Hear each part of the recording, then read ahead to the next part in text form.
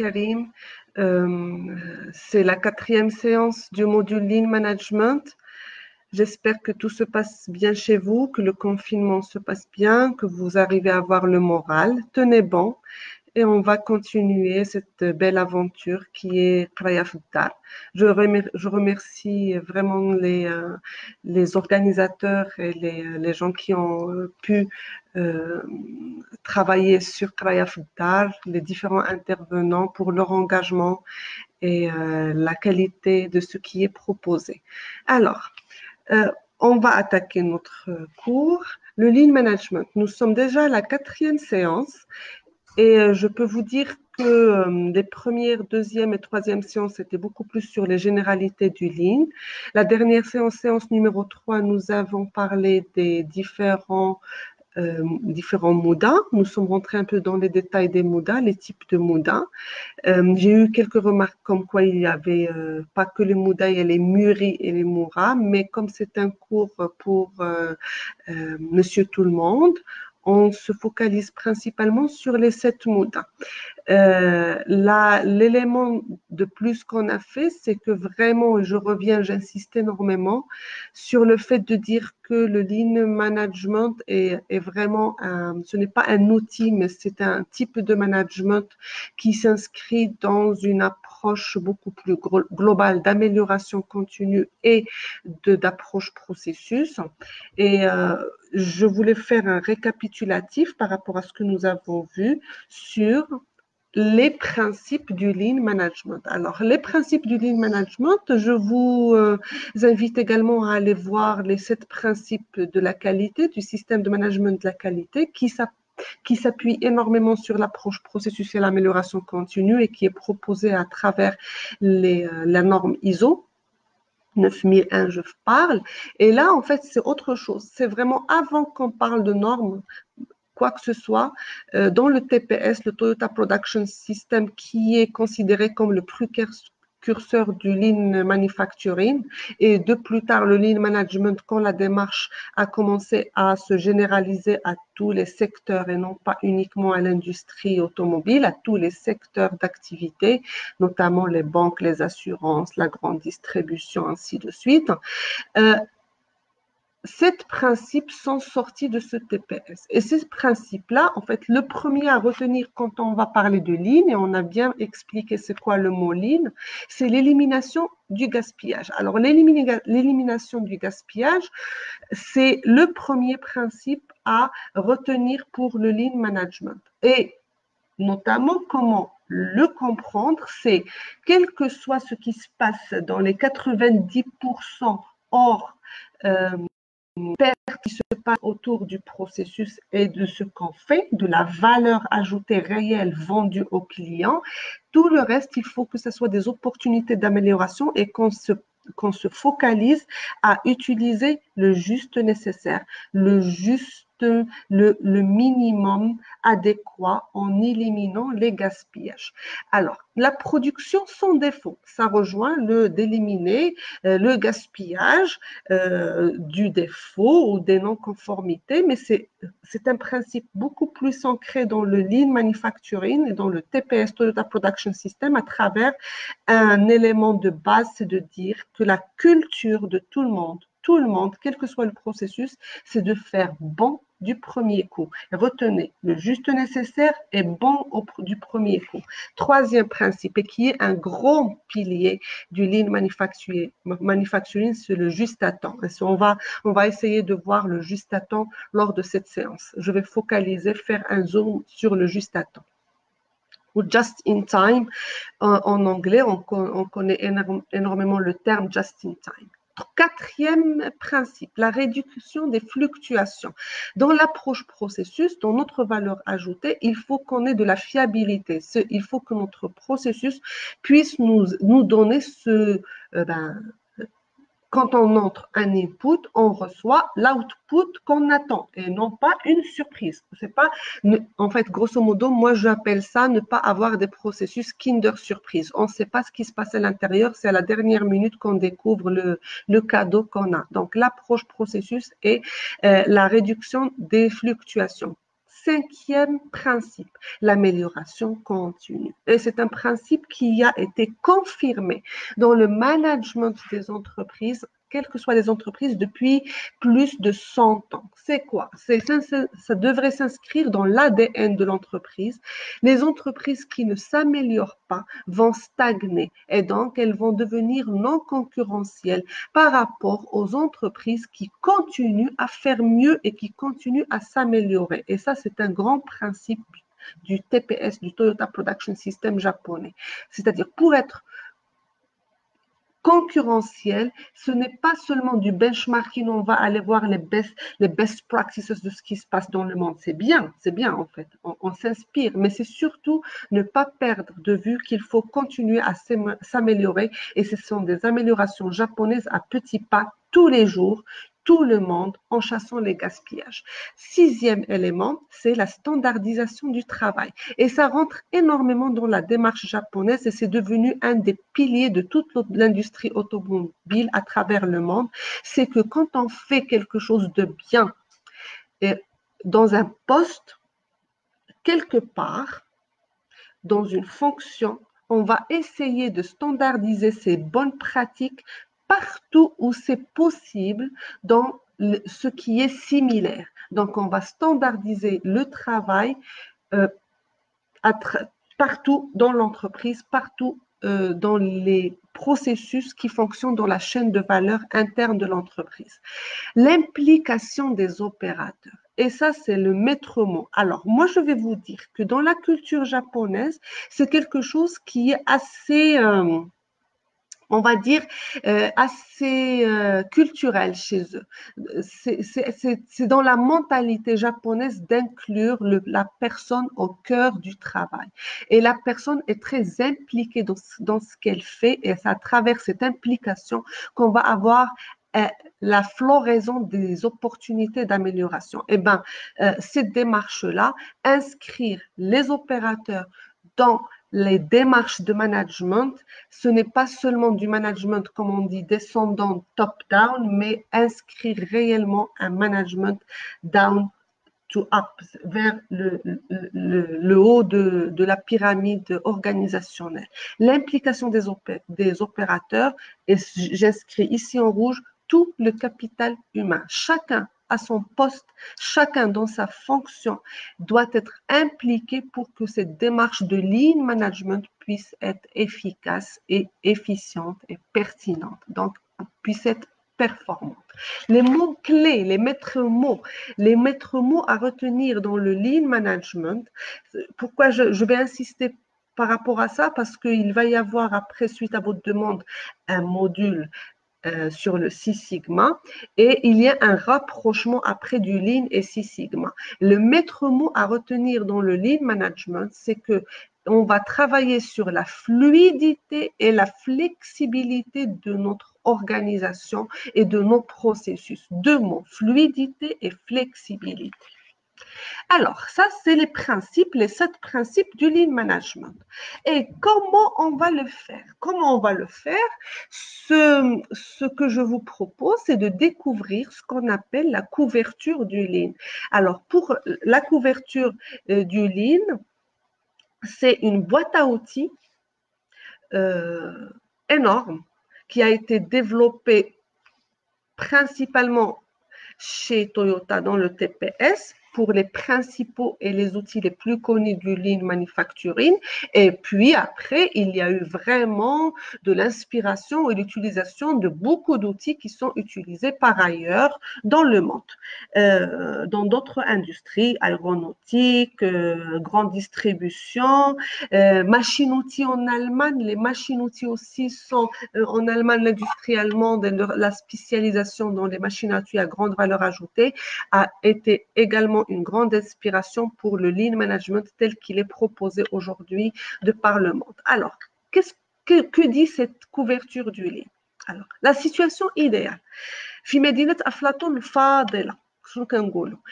Est-ce qu'on peut imaginer qu'on peut avoir de la fabrication, du service, de l'industrie, de la valeur ajoutée, uniquement de la valeur ajoutée, donc aucun défaut. Donc, c'est une production idéale. ça n'existe pas. La situation réelle, même si on utilise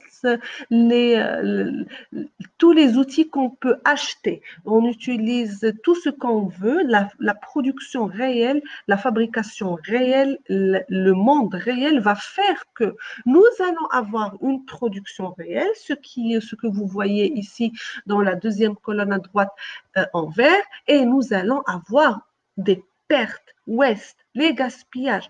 Et ces gaspillages-là, il faut savoir les regarder et les détecter. On va voir après qu'il y a des outils pour améliorer ces détections, pouvoir détecter les pertes. Donc, quand on a ces pertes, ce que propose la couverture du Lean, c'est une ventilation. C'est comme si on allait faire un tri. On va trier les pertes qui se passent et on va les classer, les mesurer et les classer. Ce classement, ça va être selon les 7+1 MODA. Quels sont les 7+1 MODA? On les rappelle aujourd'hui pour les gens qui nous rejoignent pour la première fois. La surproduction, le stock, surstockage, les délais d'attente, les non-conformités, les déplacements inutiles, les produits non conformes ou les rebuts, les traitements inutiles et la sous-utilisation des compétences. Le 8e, 7+1, 8 MODA. Donc, je vous invite à regarder les séances précédentes sur YouTube pour avoir plus de détails. Et donc là, devant chaque MODA, nous avons une boîte à outils du Lean Manufacturing. Donc, imaginons, ça, ce n'est pas exhaustif. Je ne vous dis pas à travers cette couverture du Lean, voilà exactement ce qu'il faut utiliser. Je vous dis, voilà ce qu'on pourrait utiliser et on peut utiliser d'autres outils. Mais les principaux outils sont tels que, quand on a des pannes et des ralentissements, des pannes machines et des ralentissements de flux, nous pouvons utiliser le TPM, Total Productive Maintenance, qui est en lui-même tout seul un gros module d'amélioration continue qui se base sur la maintenance, l'amélioration de la productivité en améliorant la maintenance et en maîtrisant la maintenance des machines au niveau de notre usine, notre industrie. Un deuxième gaspillage, les attentes de pièces ou les opérateurs qui attendent que les choses arrivent, donc les temps d'attente.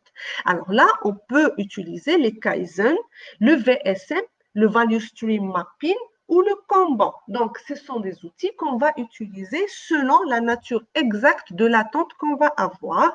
Et est-ce qu'on peut réellement utiliser, par exemple, le Kanban ou pas?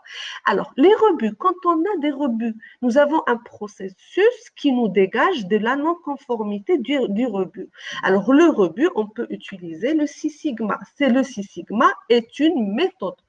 Cette méthode, c'est gros, hein, c'est un gros volet de méthode de résolution de problèmes basés en gestion de projet, en management de projet. Le maître mot dans le Six Sigma, c'est la DMAIC, le DMAIC. Le DMAIC, donc c'est moi je l'appelle un PDCA beaucoup plus évolutif, beaucoup plus efficace. Donc, le Six Sigma. Alors, quand on a des contrôles à faire, quand on a ici, quand je dis contrôle, c'est-à-dire que la non-conformité, le waste, la perte qu'on a, c'est les non-conformités et on doit effectuer des contrôles.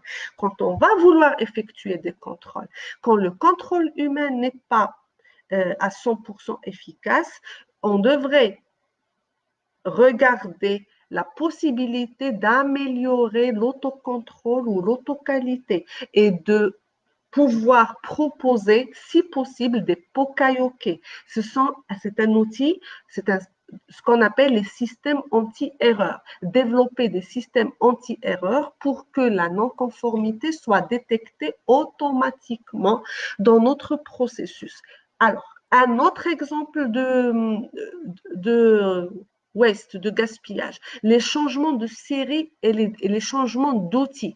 Les changements de série, changements d'outils, principalement dans les outils machines, le temps d'attente et les temps, vraiment de la perte de temps non-valeur ajoutée et le temps de changement de série. C'est-à-dire, on va passer d'un élément, d'un produit A à un produit B sur une machine. Nous avons un temps d'attente pour pouvoir reprogrammer la machine, changer les outils nécessaires sur la machine pour pouvoir passer à un changement de série. Ce temps d'attente est un gaspillage, c'est automatique. Et un des outils qui a été largement développé, surtout dans l'industrie allemande, c'est le SMED, le Single Minute Exchange of Die. C'est-à-dire, ça c'est juste le nom, mais c'est de se donner, faire des projets d'industrialisation, des projets méthodes très poussés sur les machines pour pouvoir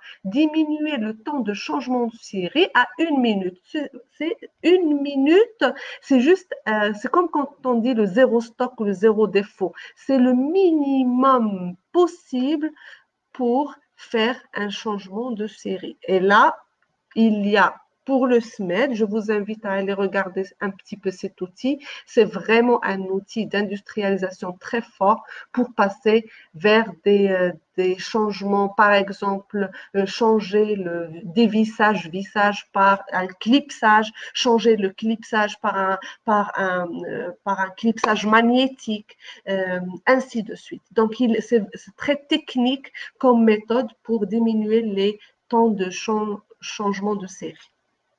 Alors, la qualité.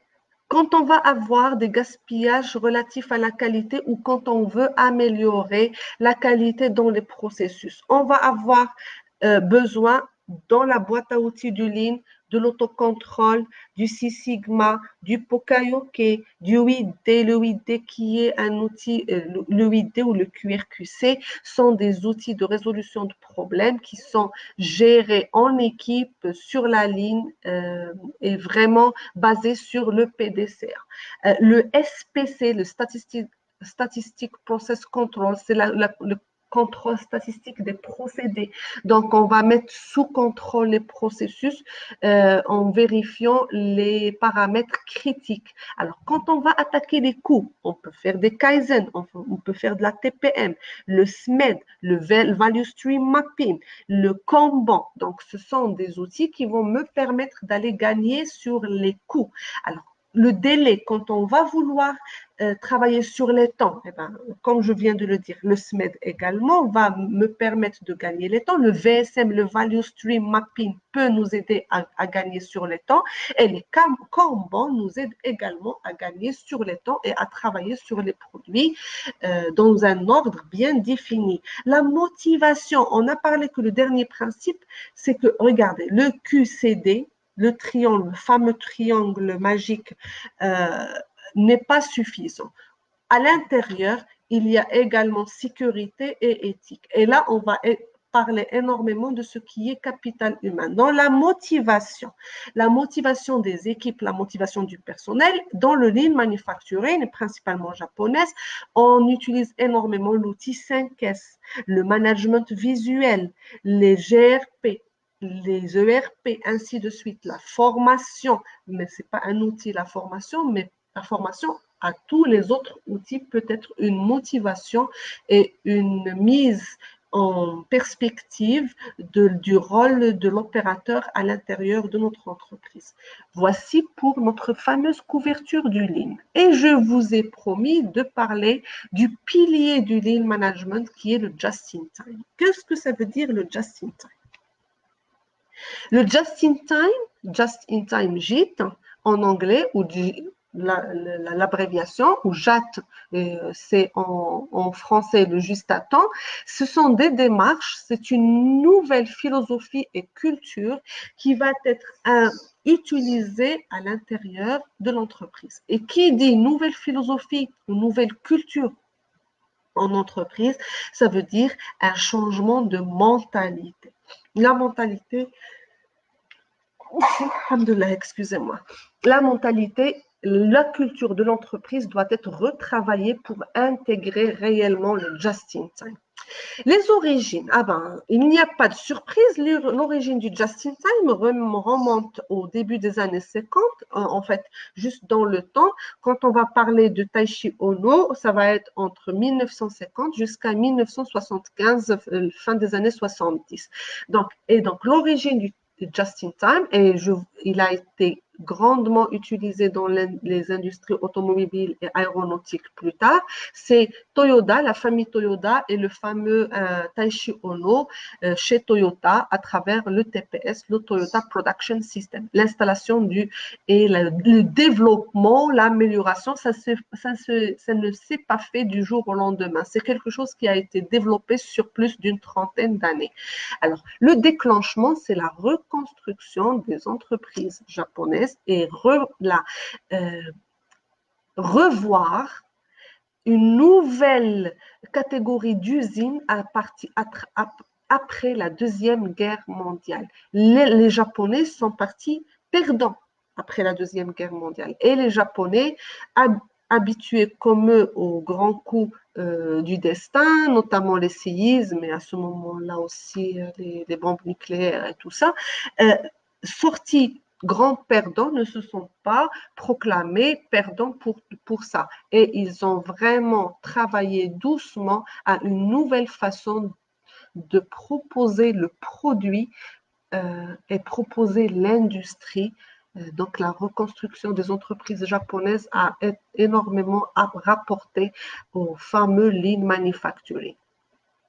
Qu'est-ce qu'ils se sont dit? Eh bien, on va remettre en question l'héritage américain. L'héritage américain, à ce moment-là, il ne faut pas oublier que c'était le fameux taylorisme et fordisme en disant on va ce qui est le plus important, c'est la productivité et que la productivité. Le marché est grand aux États-Unis. Bon, la fameuse voiture noire. On propose la même voiture à tout le monde et ils n'ont qu'à acheter une voiture noire. Donc, nous sommes principalement dans un flux poussé. On fait du stock et nous sommes sûrs que le stock va être écoulé. Les Japonais, non. Comme ils n'avaient pas de certitude sur l'achat de leur stock, ils ont complètement inversé la séquence en se disant ça va être sur la demande du client qu'on va construire notre chaîne de valeur. C'est la demande du client qui va initier la production chez moi. Ce que j'ai à faire, c'est de construire une usine capable de répondre à la demande du client. Et donc, on va inverser le flux et ça va devenir un flux tiré. Notez bien, just-in-time, flux tiré. Le résultat, la naissance d'un nouveau mode de production qui est le just-in-time. Une méthode de production qui fait ses preuves et qui s'est mondialisée depuis les années 70. Elle a fait énormément de preuves en aéronautique, en automobile et en grande distribution, mais également, ça c'est des gros secteurs. Le just-in-time, notez, just-in-time, le mot-clé s'applique dans un flux tiré. C'est le client qui va initier la demande à l'intérieur de mon entreprise.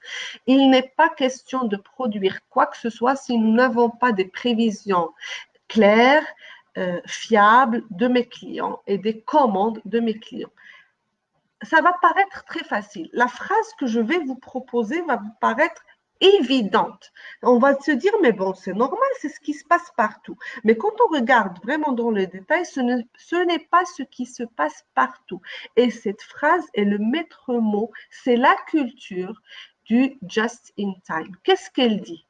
Fabriquer pour le client, pour être en just in time, je dois être capable de fabriquer pour le client les produits demandés au moment demandé et à la quantité demandée. Facile, vous me direz. Eh bien non, pour pouvoir fabriquer les produits demandés, je vais avoir besoin de flexibilité. Vous vous souvenez, on vient de parler de flexibilité.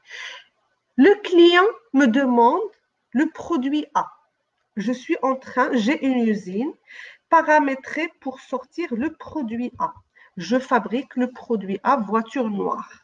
tac, tac, tac, je finis ma voiture noire. Et dans la demande, il y a un autre client ou le même client qui me balance une demande pour un produit B différent du produit A.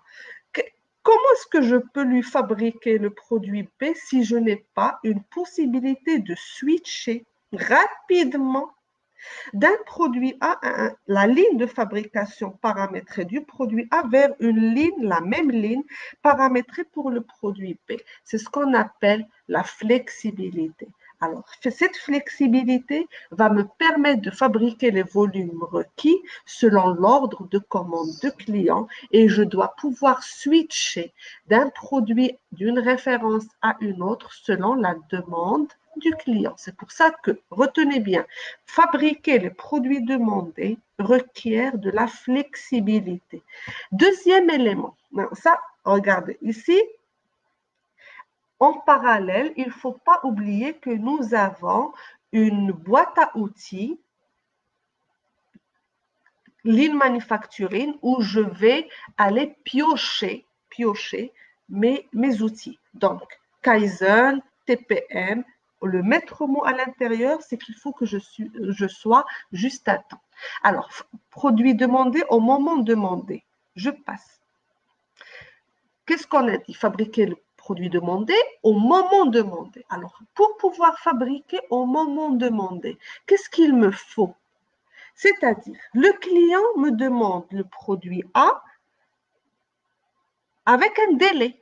On est d'accord. Donc, je m'engage sur un délai et je vais promettre à mon client de lui mettre le produit à disposition selon la nature de l'achat qu'il a fait, chez lui ou chez moi, au moment qui a été demandé. Pour pouvoir tenir cette parole de temps, j'ai besoin que mes délais de fabrication, mon lead time, ma chaîne, les processus, la chaîne de valeur interne de mon entreprise et également les chaînes de valeur de mes fournisseurs soient fiables.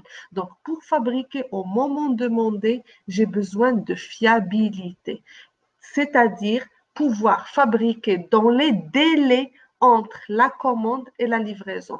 Le lead time, si je m'engage sur 5 jours, ça doit être 5 jours. Ce n'est pas, un client n'est jamais satisfait quand il a du retard. Et même en avance, c'est pas bon parce qu'il va avoir besoin de payer en avance. Mais c'est le just in time, c'est pouvoir fabriquer au moment demandé la demande du client.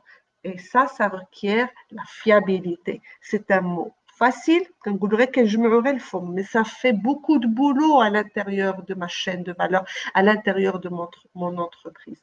Et donc, je vais avoir besoin de travailler sur les lead time avec le Kaizen, avec le VSN, avec les Kanban. Donc, il y a plusieurs outils qui vont me permettre de travailler sur le délai et comment je vais tirer ce flux à l'intérieur de mon entreprise pour que ça soit un délai très fiable et que j'ai de la fiabilité dans mon organisme. Donc, on a deux notions. On a attaqué deux notions. Première notion, fabriquer le produit demandé. Ça demande de la flexibilité. Fabriquer au moment demandé, ça demande de la fiabilité. Et le troisième élément, c'est fabriquer la quantité demandée. Alors, pour fabriquer la quantité demandée, à votre avis, quel est le paramètre, la notion que je dois travailler à l'intérieur de mon entreprise? Je vais vous dire. Le client vous commande 100 voitures. Vous devez lui sortir 100 voitures. Si votre ligne de fabrication n'est pas ce n'est pas le mot fiable, n'est pas capable de sortir 100. Regardez, on est dans le just in time et dans le juste nécessaire. Il me faut 100 et j'ai de la non-qualité programmée à 96%. C'est-à-dire que je sais que ma ligne de fabrication n'est pas capable de me sortir 100. Qu'est-ce qu'elle va te sortir? Si dans le plus mauvais scénario, avec un taux de non-conformité moyen de 96%, qui est très mauvais, vous allez avoir 96 voitures. Dans le meilleur des cas, vous allez avoir 100 voitures. Et imaginez qu'en moyenne, le client a besoin de 100 et vous êtes capable de lui sortir 96 voitures. Vous n'êtes pas bon. Vous n'êtes pas capable de lui fabriquer la quantité demandée. Donc, pour pouvoir fabriquer la quantité demandée, ça requiert de travailler sur la qualité. La qualité, c'est-à-dire vraiment diminuer les non-conformités et les rebuts, les retouches, tout ce qu'il faut au niveau de mes procédés de fabrication pour pouvoir sortir le juste nécessaire. La qualité est également sur les processus fournisseurs, sur la fiabilité des stocks. Donc, la qualité au niveau de tous les processus de la supply chain interne. Et la qualité, elle va me permettre de fabriquer la quantité demandée bonne. Quand on dit la quantité demandée, c'est ce qu'on est capable de livrer, bonne, acceptable par le client, donc fabriquer le juste nécessaire. Récapitulons. Le maître mot dans le principe du just-in-time, c'est fabriquer pour le client le produit demandé au moment demandé et à la quantité demandée. Pour pouvoir fabriquer le produit demandé, il me faut de la flexibilité, la capacité de switcher d'un produit A vers un produit B rapidement. Pour pouvoir fabriquer au moment demandé, il me faut travailler sur la fiabilité, c'est-à-dire je m'engage sur le délai. Quand j'ai un lead time de 1 mois, c'est un lead time de 30 jours. Je ne suis pas à 25 jours, je ne suis pas à 60 jours. Je dois être fiable par rapport à mon engagement de délai. Et pour pouvoir fabriquer la quantité demandée, il me faut de la qualité au niveau de mon entreprise. Pour pouvoir sortir sans référence demandée par le client, sans la quantité 100, il faut que la ligne de fabrication me fabrique bon 100 du premier coup, que je ne sois pas à 105 ou et il ne faut pas que je sois à 96, il faut que je sois à 100. Et c'est pour ça que on va travailler énormément sur la qualité pour non pas mesurer les défauts par pourcentage, mais peut-être, parce que ça ne s'applique pas à toutes les industries, peut-être pouvoir passer à un calcul de non-conformité en ppm, les parts per million, c'est-à-dire avoir vraiment le minimum de défauts. Et c'est là où on va travailler sur des processus capables de me faire de 6 sigma, ce qui est équivalent à 3,4 ppm, à 2 sigma, à 3 sigma. Ça va dépendre de la nature de l'industrie. C'est vraiment diminuer les défauts qui existent dans mon entreprise. Alors, dans quel but? Pourquoi on fait tout ça? Regarde, on a dit que le maître mot, c'est fluidité et flexibilité. Alors, le just-in-time va permettre de réduire le temps d'écoulement, comme d'un fluide, le temps d'écoulement pour transformer le plus rapidement possible la valeur ajoutée en chiffre d'affaires. Et quand on va dire chiffre d'affaires, moi j'interpelle ici les producteurs et les logisticiens. Ce n'est pas uniquement mettre à disposition le produit et être capable de produire. Ce n'est pas l'accouchement uniquement.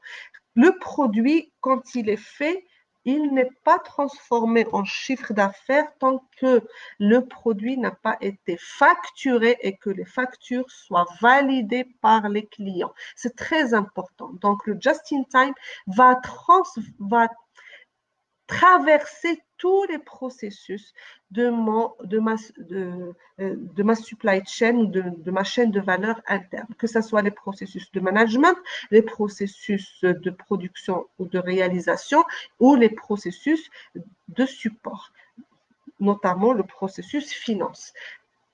Le but du just-in-time, c'est réduire le temps d'écoulement pour transformer le plus rapidement possible la valeur ajoutée. Donc, ce que nous avons fait, on doit le transformer le plus rapidement possible en chiffre d'affaires.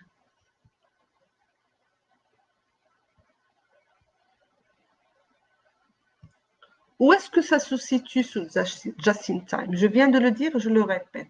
Imaginons que nous soyons une usine d'assemblage voiture. L'assemblage voiture, si on regarde que l'assemblage voiture, on peut se dire, eh ben, tiens, on va faire le Just in Time uniquement dans l'usine assemblage. Eh bien non, le Just in Time devrait, j'emploie vraiment le conditionnel pour être vraiment efficace, devrait être installé dans l'usine, donc dans nos processus, mais également entre les processus qui nous relient avec les usines, avec fournisseurs, avec nos fournisseurs. Donc, in process et entre les process. Bien expliquer que le just in time, on a besoin d'intégrer énormément la notion de supply chain globale, notre chaîne de valeur interne, mais intégrer nos clients et nos fournisseurs. Récapitulons, just in time. Besoin obligatoire de fonctionner en flux tiré. Demande une profonde modification de structure et de culture de l'entreprise. Et il va me permettre d'éliminer les turbulences. Si je travaille la flexibilité, la fiabilité et la qualité dans mon entreprise, je vais avoir un flux qui va être le plus fluide possible entre les processus à valeur ajoutée à l'intérieur de l'entreprise. Un des objectifs des entreprises, c'est de développer dans le just-in-time le respect des zéros olympiques. Alors, le respect des zéros olympiques, c'est un concept. Quand on dit zéro, ça ne veut pas dire une finalité d'atteindre le zéro. Le zéro n'existant pas, il n'existe pas le zéro dans le monde idéal, ça existe uniquement dans le monde idéal, mais comment s'approcher au maximum vers les zéros olympiques. Et ces zéros olympiques, ce sont quoi? Le zéro stock, le zéro délai, le zéro panne, le zéro défaut et le zéro papier. Et le plus important, c'est donc just in time, avant les autres, c'est le zéro stock. Zéro stock, puis le zéro délai. Le zéro stock, qu'est-ce que ça veut dire? C'est le minimum de stock nécessaire.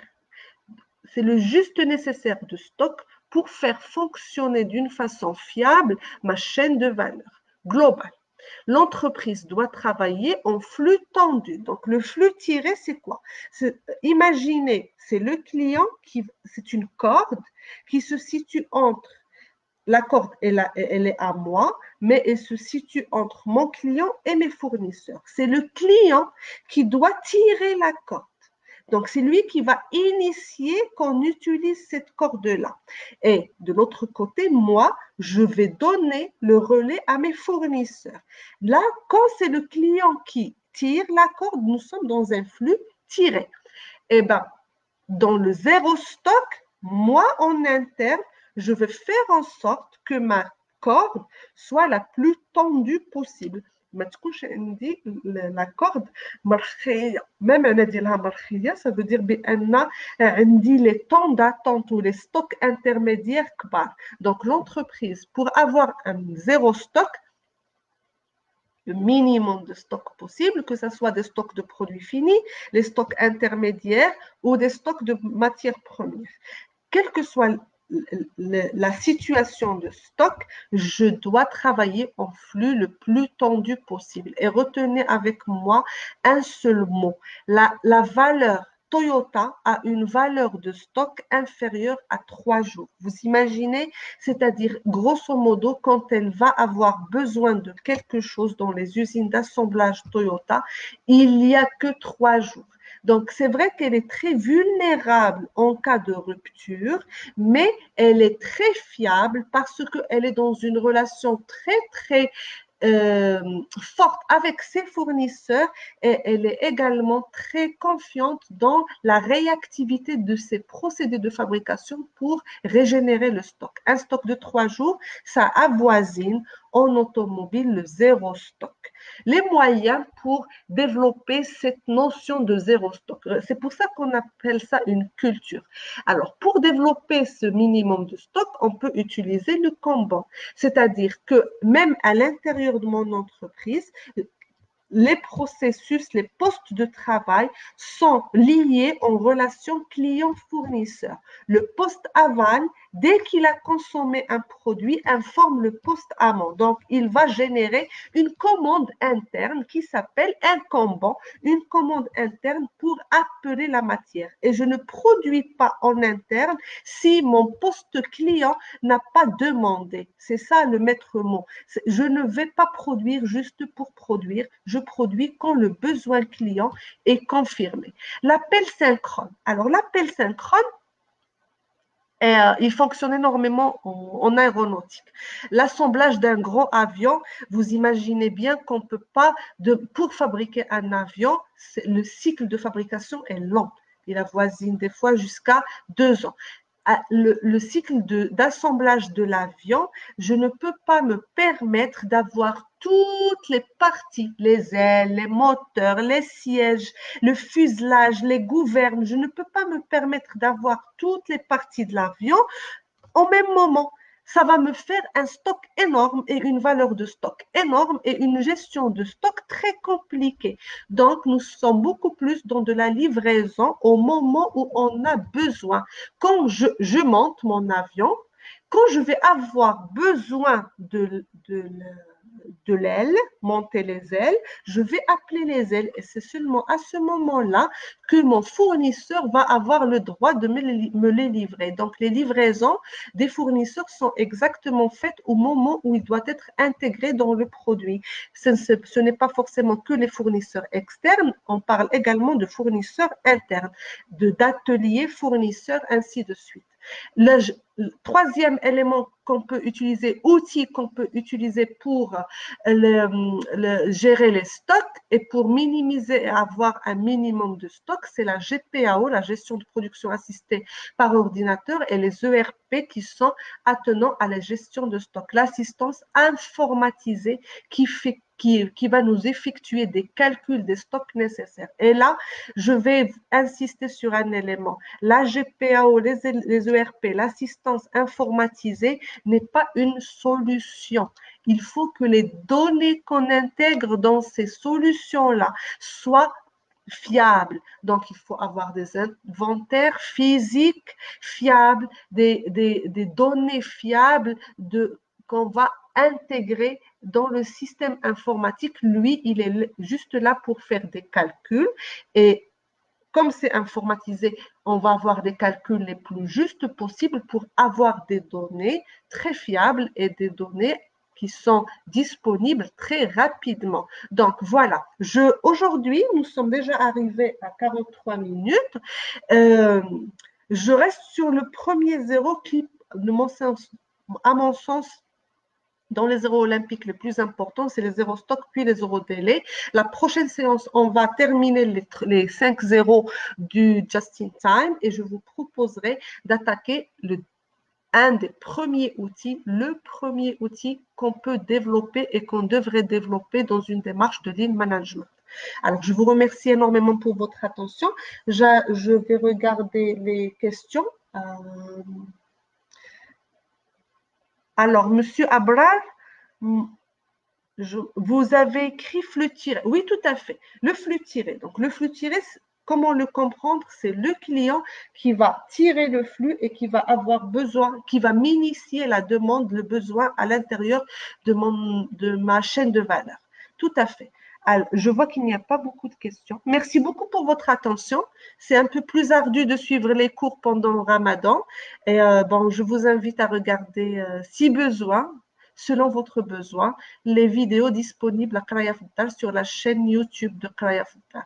Merci à tous pour votre attention et à la semaine prochaine, j'espère, pour un nouveau outil, le 5S au niveau du lean management.